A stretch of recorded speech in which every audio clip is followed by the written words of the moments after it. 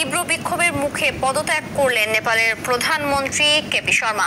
প্রধানমন্ত্রীর পর দেশটির প্রেসিডেন্ট রামচন্দ্র পদত্যাগ করেছেন। গতকাল গুলিতে ১৯ বিক্ষোভকারী নিহত এবং পার্লামেন্ট ভবনে আগুন দেওয়ার পর আজ প্রধানমন্ত্রী ও প্রেসিডেন্টের বাসভবন সহ একাধিক মন্ত্রীর বাড়িতে আগুন দেয় বিক্ষোভকারীরা। এর আগে সোশ্যাল মিডিয়ার উপর নিষেধাজ্ঞা তুলে বিক্ষোভকারীদের শান্ত করার চেষ্টা করেন কেপি শর্মা সরকার।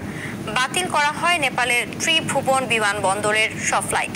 এদিকে জরুরি বার্তায় নেপালে অবস্থানরত বাংলাদেশিদের ঘর বা হোটেলে অবস্থানের অনুরোধ করেছে কাঠমান্ডুর বাংলাদেশ দূতাবাস। ইমতিয়াজ আহমেদের রিপোর্ট। সোমবারের সহিংস বিক্ষোভের পর মঙ্গলবার ভোর থেকেই উত্তাল ছিল নেপাল। প্রথম দিনের বিক্ষোভ দমাতে বিক্ষোভকারীদের উপর গুলি করলে নিহত হয় ১৯ জন, আহত হয় কয়েকশো। হতাহতের এই ঘটনায় ফুঁসে ওঠে জনতা।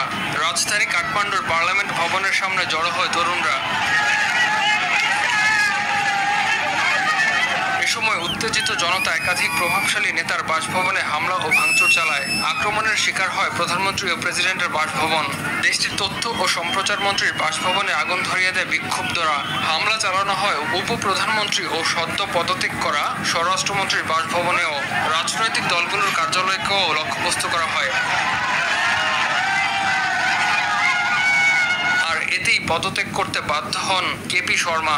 মঙ্গলবার এক বিবৃতিতে প্রধানমন্ত্রীর পদত্যাগের বিষয়টি নিশ্চিত করে তার সচিবালয়। চলমান সংকটের সংবিধান সম্মত সমাধান করতেই এ পদত্যাগ, জানান কেপি শর্মা।